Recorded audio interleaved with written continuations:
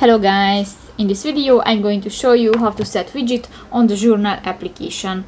But first of all, I just want to mention, please don't forget to subscribe to our channel, because at 100,000 subscribers we are going to show you our YouTube revenue statistics and growth strategy of to make money online. So let's jump into it. First of all, open the application on your device. So that's the home screen, and you can find different buttons.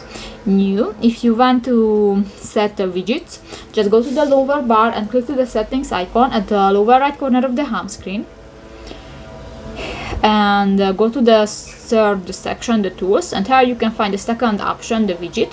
Click that, and you can set that for the journal. You can select a page, a journal, or a quick note, and you can set a calendar for that.